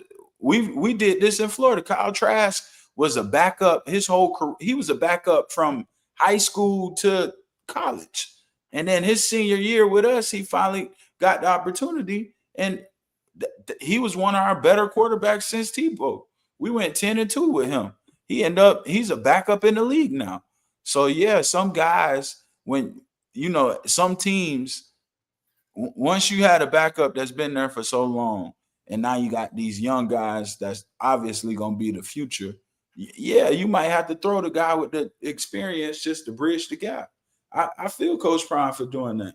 I think the Julian Lewis, Lewis. Juju, I think he's gonna be the future. Is he? I think so. Okay. I'm just saying. I mean, he may transfer. Is what I'm telling you. I mean, yeah, that's always something now. But I was encouraged by Colorado. I think they found a short-term Band-Aid. I think both guys may transfer. First of all, you brought in the kid. Where he come from? Liberty, I want to say. I think he's washed. Okay, so but that's a problem though, because y'all brought him in on the NIL deal. I'm sure I don't know what the bag looked like, but they definitely gave him a bag. Can we both agree to that? Mm-hmm. So you brought in the kid from Liberty. Y'all don't like what y'all seeing in him. You got a 5-star recruit, apparently, allegedly, in the Juju kid, and he's not going to play. And you're going with a guy who was your third-string quarterback. I mean, like, what can we expect? They play my Houston Cougars this week on Friday night. They play my Houston Cougars. I think they beat them. I think Houston gets the win. Yeah. You're going to come in here with a Houston shirt all of a sudden. You know I got one, too. I got one on deck. You're going to come in here with a Houston shirt next week all of a sudden. Yeah, man. You just lost. Man. I don't care about no college football, man. It's hard for me to. Whoa. I've been hearing all this DJ Lagway talk, and y'all got. It was on the. Y'all got beat up. Y'all got beat up by USF, bro. It was coaching. They looked ahead to this week to the LSU game. He thought we were just gonna walk in there and walk over USF like we have the last couple years. They do play us tough though. Anybody who knows, like that's always one where they play us a little tough. Like I wasn't expecting to go and beat them by 30 points. 15 double digits, 10 to 15 points is kind of what I expected. We had 3 touchdowns on one possession get called back by stupid penalties, shooting ourselves in the foot. In the first half, that was really the difference. Penalties in the second half, we come out of halftime, we were up 9-6. We come out in the third quarter, don't score. I don't even know if we got 2 first downs in the third quarter. So I'm like, what in the world did you go into the half and come out with no sort of adjustment, game plan, anything? In the fourth quarter, we finally got it going.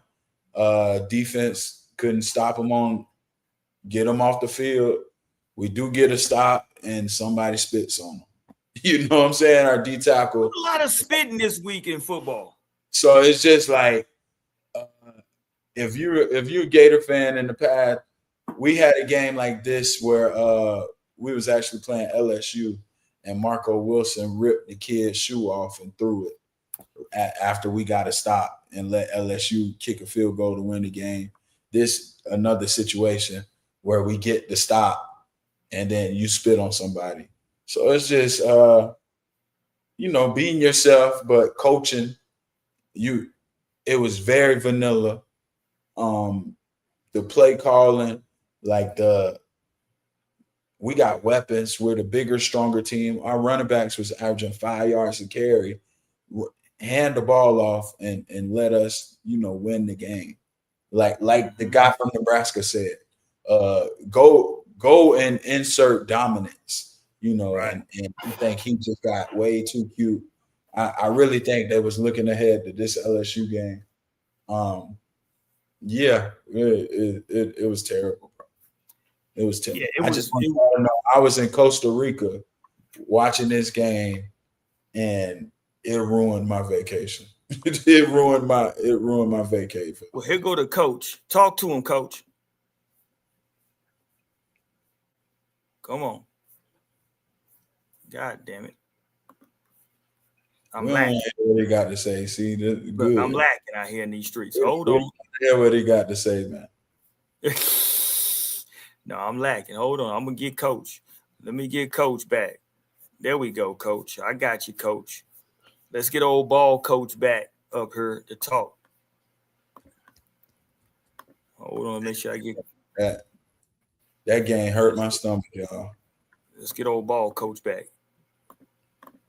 Here we go, Coach. Talk to him. Oh, thank you, Coach. Congratulations. Hey, this ain't the same old South Florida, my brother. Talk to him, Coach. This ain't the same old South Florida, my brother. Nah, this ain't the same old South Florida guy around here. I will say though, I called this out. If y'all tapped in, y'all gonna remember this from this year, similar to last year, how Boise was able to go and make the playoff. It's the five best. It's the five best conference champions. I believe South Florida. I think they can win their conference, and I believe they got a chance to make the playoff. I'm just telling you now. Or they got 2 ranked wins against us, against Boise. They play Miami this week. More than likely they'll lose. If they win Miami, then they're a shoo-in. But more than likely they'll lose. South Florida at 10-2 can definitely go and make the playoff. I think they are new South Florida. And shout out, it's a lot of hometown kids over there doing their thing. Shout out. If they made the playoff, they don't get the hell beat out of them. Here goes. This is the dark side of college football. This is the college coach for North Carolina A&T, HBCU, that went to UCF. We stand in Florida. They went to UCF to go play North Carolina A&T. And this is the coach after the game. Very, very blunt and frank about what took place and how he felt about it. I mean, honestly, for our team, I don't think it's worth it.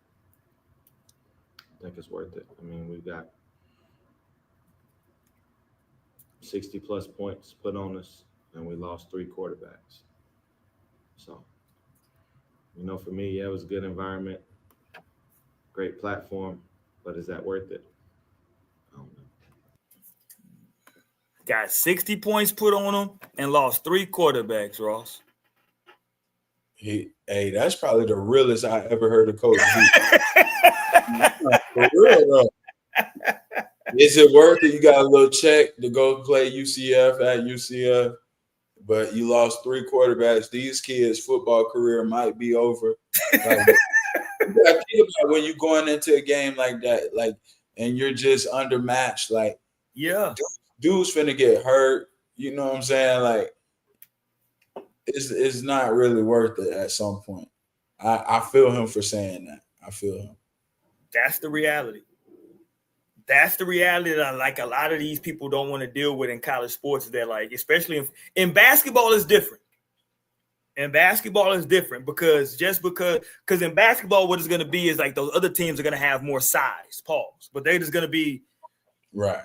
They're going to have some 7-foot. They're going to even if you have one guy that's 6'9", 6'10", they're going to have 3 guys or 4 guys that's 7 foot. You know what I'm saying? That's 6'10" to 7 foot. So they're going to have more. But still, you can shoot 3 better. You can get hot from 3. You know what I'm saying? You can do different things in basketball. In football, it's a different sport, man. It's nothing. You're not going to be able to match up, especially with the NIL, right? With these teams up front in the trenches, on the O-line and the D-line. You're just not going to be able to match up. Facts. Even if you got some guys at some skill positions that are pretty good, it don't even matter because you're not going to be able to get the ball off because we're just going to wear you out on these lines. And that's the whole thing. So now you lost 3 quarterbacks. So now you not only killed their whole season, you might have ended these dudes' career. You know what I'm saying? And then I'm going to end up getting fired because we're not going to be very good because we're going to play UCF. Yeah. A game that we didn't have a chance. That's didn't why have a chance to win. Paid to go. Yeah. It's not really worth it. He's right. It's not worth it. I mean, because like you said, I think you laid it out the best. because that game is a money game for the school, right? Because y'all are getting paid to come there. But if you're the coach, well, it's not worth it for me, right? Because we lose this game, I don't get no, you know what I'm saying? Nobody gives me, I'm gonna get fired because now, like you said, I lost players. Now I'm gonna lose in the conference. So this don't help me. Right. This don't help me at all. And the thing with those games, they schedule them far ahead. I wasn't even a part of making the decision to schedule. Right. Yeah. Right. Something we rarely talk about on the show, Ross, before we get up out of here. Baseball. You saw the whole thing that happened with the Phillies, with the woman that took the baseball from the kid? No, put me on. Okay, here we go. This trended crazy. So here's what happened. Let's just play this real quick and then we'll break it down. Let's go.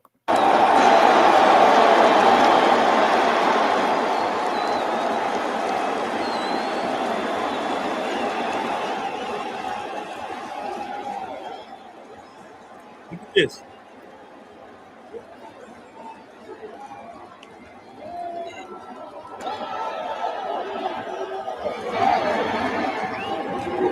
Look at this.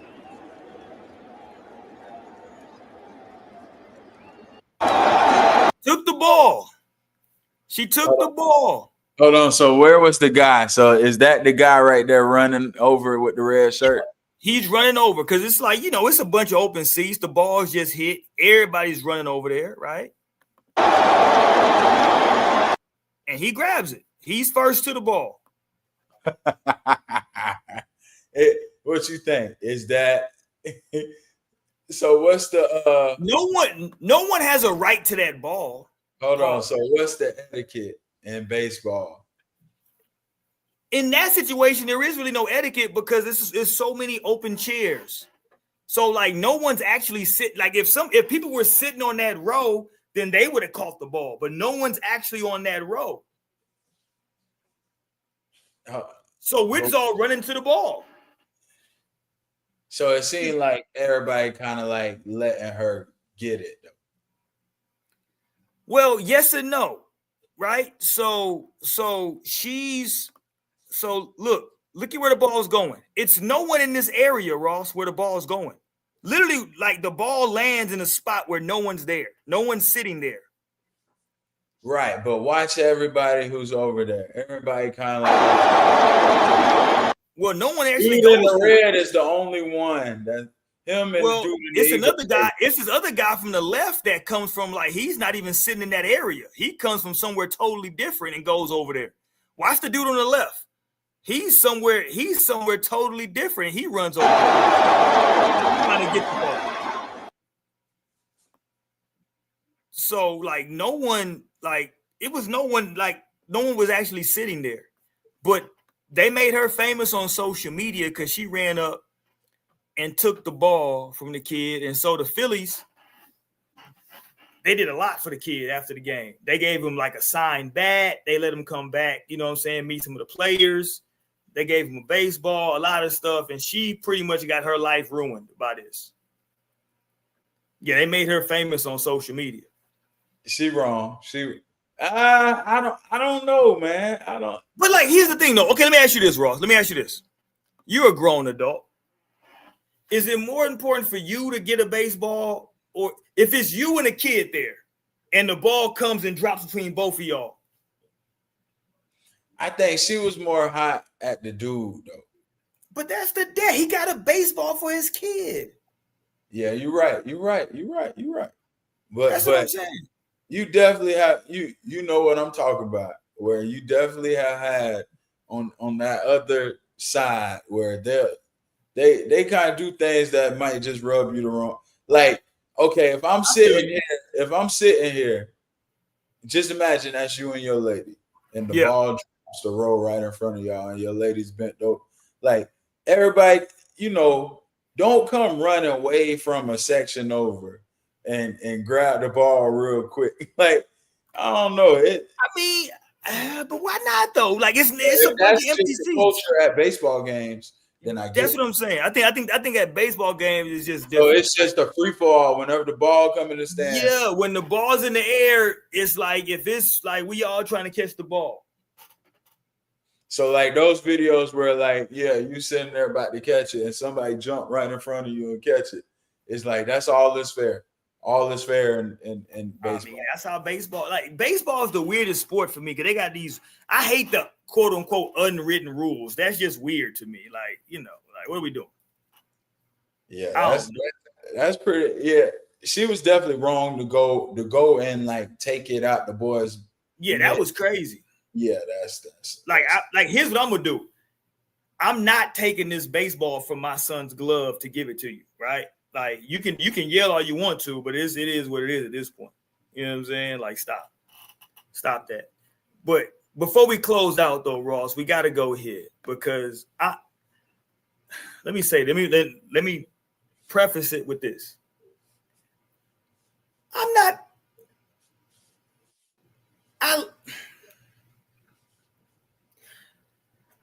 I'm no man's fan, but I enjoy the pivot as a platform.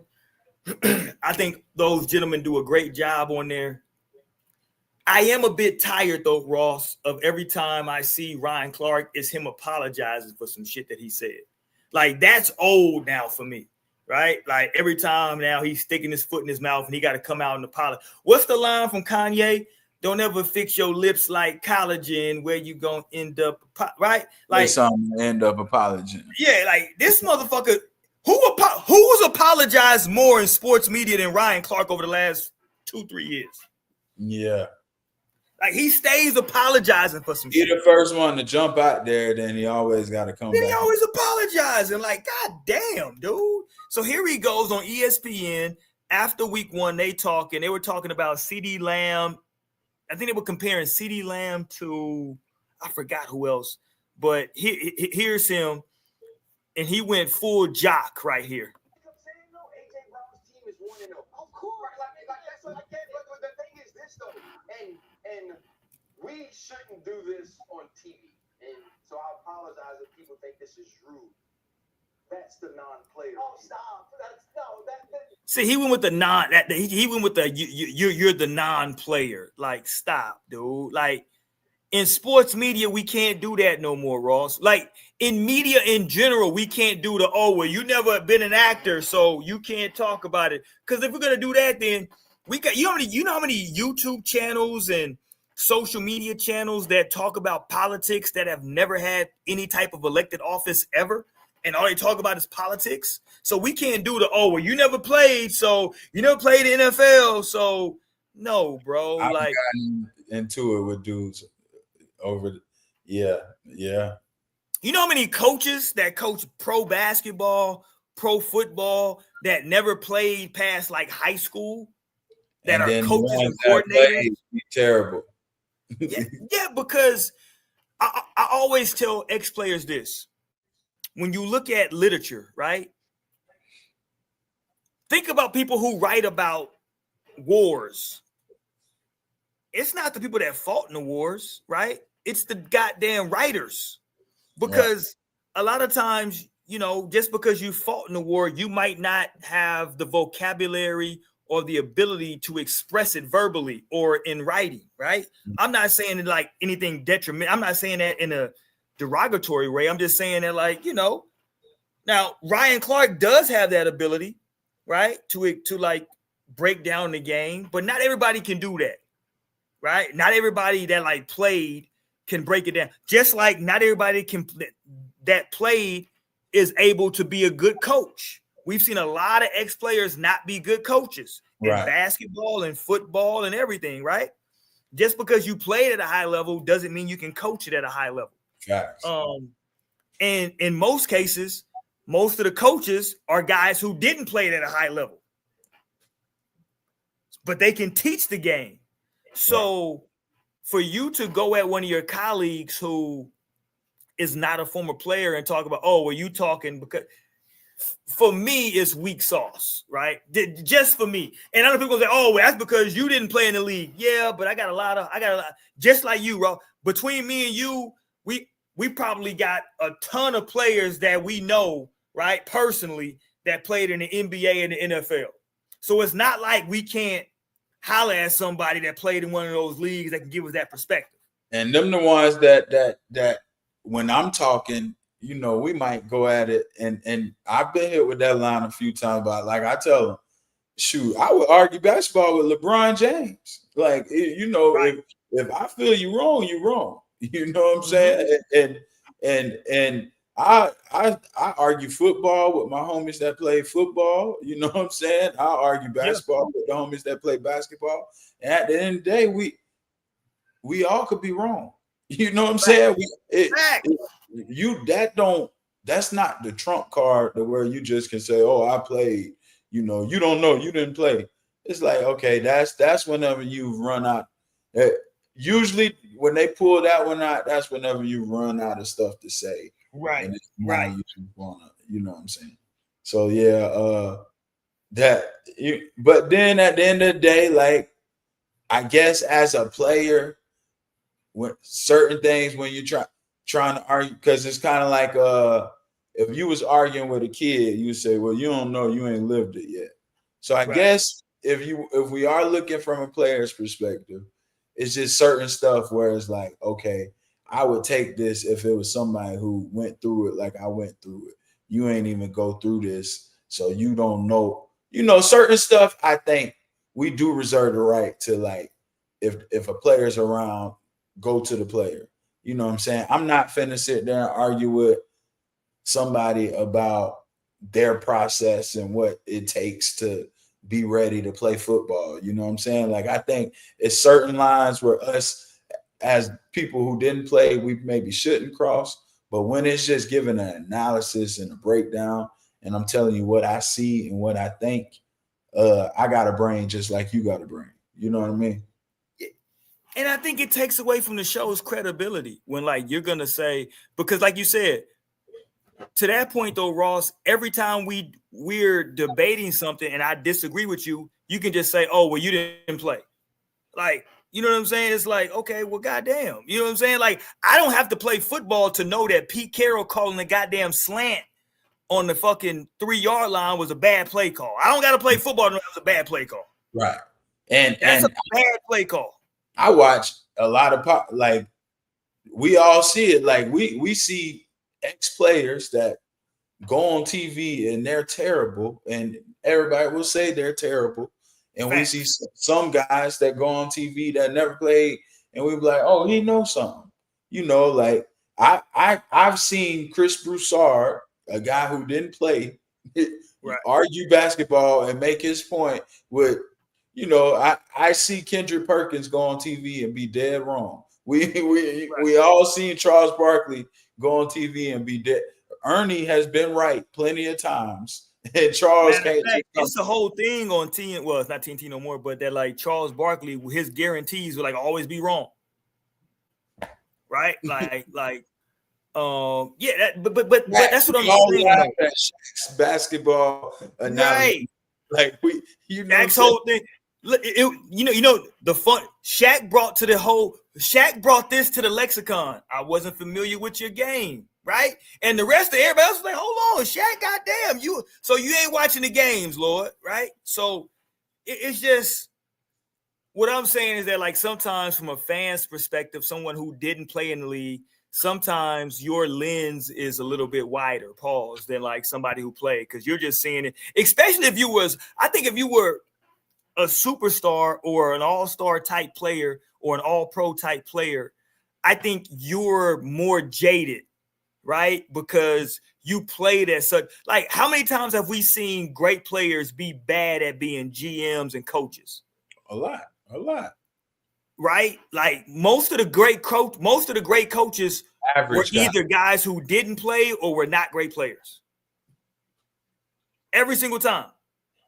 Like, neither Van Gundy played past, like, Division III colleges, and both were really good coaches in the pros, right? You got guys like Phil Jackson. He played in the NBA, but he was a bench player at best.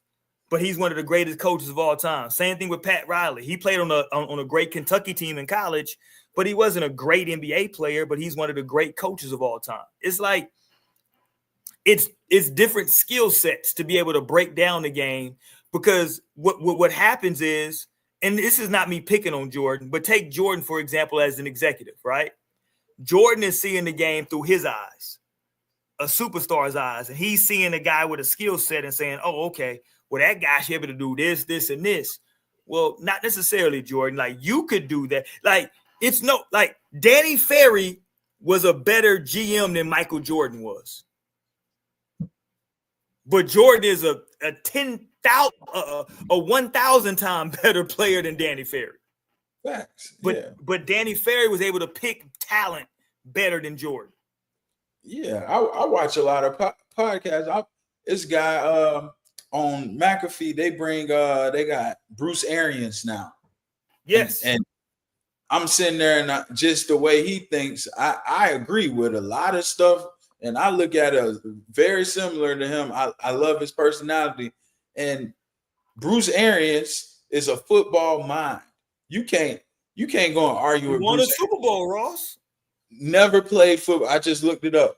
Don't have a playing career. Literally started as a graduate assistant. And he won a Super Bowl.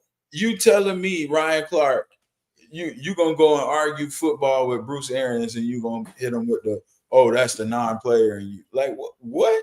Like, you know what I'm saying? Like, stop it. Some of the greatest minds don't have to play football. You know what I mean? Like I think sometimes that I always use what's the guy's name? Chucky. What's his name? Had the quarterback shit all the time. Won the Super Bowl with the John Gruden. I always use John Gruden. I always feel like John Gruden tries to make football complicated on purpose. Like with all the, hey, here's the play call, X72 flash twist. It's like, bro, it's not that deep. Like, you know this, Ross. It's only so many routes on the route tree for a receiver, right? It's not like an unlimited amount of routes. It's this many amount of routes. This is all you can run, right? This is it. This is the route. It's all right. This is the route. Now you might call it something different, but you know, a go is a go. A slant is a slant, a post is a post. You know what I'm saying? Like whatever you're running, a dig is a dig. Like, it is what it is. Now you may call it something different, but that's all it is. Like, y'all are trying to make this more difficult than it actually is, right? Like, you got all these weird combination of calls. I get it. I get it. But it's not that complicated. In basketball, it's not that you might call something different, but it's only plays you can run. It's a pick and roll. It's a side pick and roll.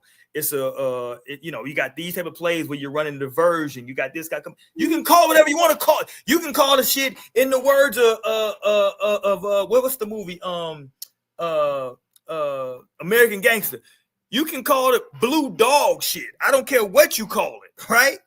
It still is what it is, bro. So I hate and for Ryan Clark, bro, like too many times, Ryan, you're out here apologizing, bro, for bad takes, family. Mm-hmm. Like too many times, bro. So like, I'm gonna play the rest of this though, Ross, so that you can go. Hold on. Let me tell you why. I'm not looking at fantasy football, Ryan. I'm not. Don't belittle me like that. Hold on, that's really low. Is that really low on your side? The value? Yeah, it's kind of quiet. Okay, let me find a different one. Hold on, let me find a different one. Greeny ain't played football either. Greeny ain't played bro. Listen, Greeny ain't played sports since he was 7 years old. He wouldn't have pulled that on Greeny either. Right.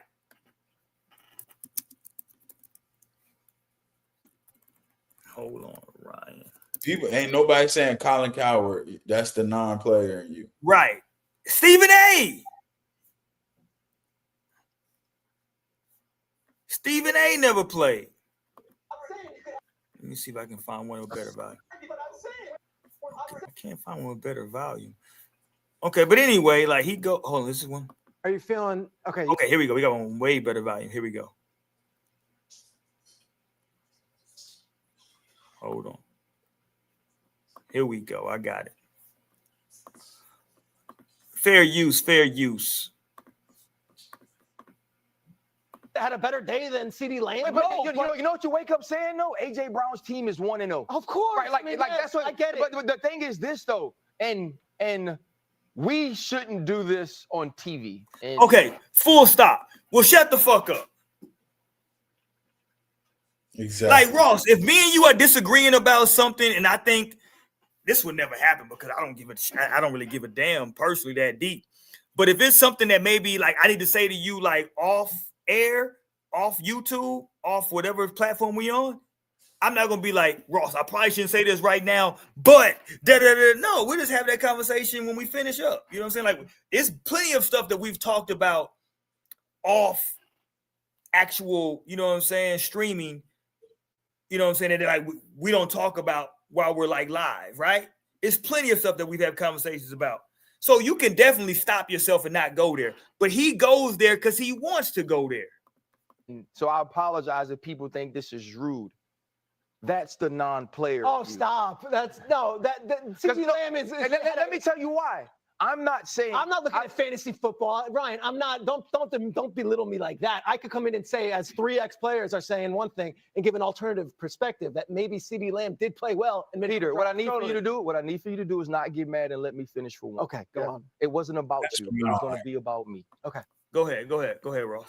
That's what I don't like. Don't now see, like that's the Karen move right there. Don't now, after you cross the line, what I need to do is be mad. Like what? Like you just acknowledged I'm about to cross a line that I shouldn't do on TV. Cross the line, and then now you're like, I need you to let me finish though and not cut me off. Now you're playing the like Karen role. You know what I'm saying? That was weak of Ryan Clark. That was super weak, bro. Super weak. Yeah, I think, man, Ryan's lost a lot of credibility with me just because all the apologizing, fam, is just too much, bro. Like if you're apologizing that much, then that means like you too much. Ryan has fell victim, Ross, to, and this is why people say, oh man, take these podcast mics from everybody. The problem is I think Ryan, every time he talks, whether it's on ESPN or on his pivot platform, he tries to be too deep. Pause. He tries to like everything has to just be this like it's like no, bro, it's not. Everything ain't that deep. Yeah, that's my one knock with the pivot, and I understand. It did kind of cause them to grow and to grow their show into whatever it is. But my one knock when Ryan Clark went on the pivot and just kind of watching him. The same way we criticize Shannon for kind of going too far left into the gossipy, Ryan Clark has gone too far. Like Ryan Clark want to be voice for the black culture in one moment. He want to be Mr. Tough Guy in the next moment. He trying to fight people and tell people meet up. Right. And the next moment, you know, he want to speak up against RG3 and all. Like he's kind of too all over the place, and like you say, he tried to be too like form, like bro, just. The Negro got so out of pocket, he forgot he had a white baby mama. like you kind of on your high horse too much, bro. Just stay. That's really what's wrong with dudes. You got to stay humble, man. You can't start drinking the tea and getting. Yeah, what they say, too big for your britches. That's what my grandfather said. Bro, look, man, everything ain't gotta be fucking super deep, bro. Some of it, like we're talking, like Ross, me and you, we come on here, we kick, we talk about sports. It ain't that deep, bro. It's just sports. Like what Nick Young called Kenya Martin, brother knowledge. You ain't gotta get brother knowledge all the time. Bro, you ain't gotta. This is just sports, bro. Because he say when you was playing, you was trying to knock motherfuckers out. Yeah, that's why nobody like you. Now you want to do this brother knowledge shit. It's just sports, bro. Like we get late hit penalties and getting targeting and all. Ryan Clark, you dealt with concussions and all. Yes, you was a headhunter. Now you want to come out here and be Mr. Politician. Yeah, like, Come bro, on, it bro. ain't that deep, fam. Like, this is just sports at the end of the day. We should have, yes, we're gonna debate, but the debate should be fun. You know what I'm saying? I think that's what me and you do best. Like when we have a perspectives, but like I've seen people take this like Jordan and LeBron debate to heart. It's like I'm gonna laugh at the shit. You know what I'm saying? I think it's funny, you know what I'm saying? But like, yeah, I got my perspective on it. I think, this or whatever, you think that, but like we're just gonna like talk about it and that's just gonna be it. We're gonna laugh, we're gonna have fun.